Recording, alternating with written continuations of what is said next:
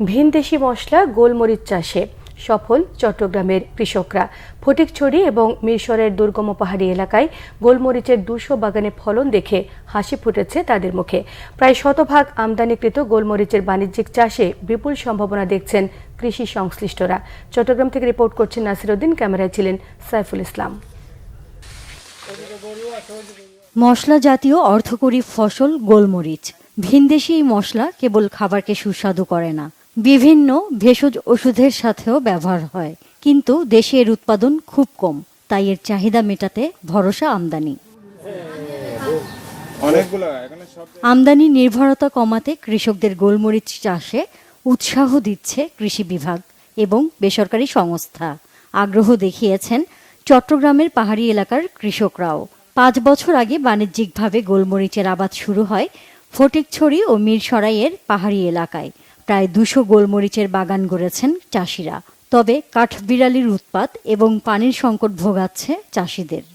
ফলনটা ভালো হলে তো আমার আর কষ্ট হবে না, আগের মতন আর কষ্ট করা লাগবে না, এই আশা করি আমরা এখানে ক্ষেতের মধ্যে এখন আসি। বড় গাছটাই একটু বেশি ধরে, আরগুলা কমে না। গাছ আছে আল্লাহ দিলে ইনশাল্লাহ, গাছ সপ্তাহে ধরলে প্রচুর হবে ইনশাল্লাহ, এটাতে কোনো আর সমস্যা নেই। মানে ছিঁড়ে গাছ থেকে শুকাই দিই, শুকানোর পরে এটাকে যখন আমরা বাজারে বিক্রি করি খুবই ভালো দামে বিক্রি করতে পারি, যে কারণে সেটা আয়ও করা যায়।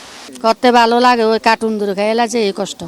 আর পানি নাই, পানিও বর্ষাকালে বহু কষ্ট করে, বর্ষাকালে তো লাগে না, হুদিনকালে পানির বহুত কষ্ট। গাছে গাছে বেয়ে ওঠে গোলমরিচের লতা। পরগাছা না হওয়ায় কোনো ক্ষতি করে না গাছের। রোপণের 3 বছরের মাথায় ফলন আসে। ফলন দেয় 25 বছর পর্যন্ত। একটি পূর্ণবয়স্ক গাছ থেকে বছরে 8 কেজি পর্যন্ত গোলমরিচ পাওয়া যায়। কৃষি সম্প্রসারণ অধিদপ্তর এবং এনজিও সংস্থা আপকা একসাথে সমন্বিতভাবে মাঠ পর্যায়ে কৃষকদের মাঝে সম্প্রসারণের চেষ্টা করছি। বিভিন্ন ধরনের রোগ ব্যাধি এবং এটা রোপণ পদ্ধতি কোন জায়গায় লাগালে ভালো হয়, এরকম বিভিন্ন ব্যবস্থাপনা নিয়ে আমরা ওনাদের সাথে একই সাথে ট্রেনিংয়ের আয়োজন করি এবং কৃষকদেরকে হাতে কলমে শিখাই।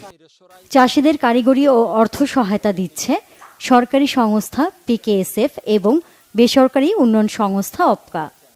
পাহাড়ি এলাকায় গোলমরিচের একটা ব্যাপক হারে করাইতে পারি, তাহলে আমাদের আর আমাদের ইম্পোর্ট করতে এবং আমাদেরকে এক্সপোর্ট করতে পারবো। আরেকটা, এটার মধ্যে এত জাত আমাদেরটা, বিদেশি যে গোলমরিচ ওটা থেকে এটার তুলনা হয় না।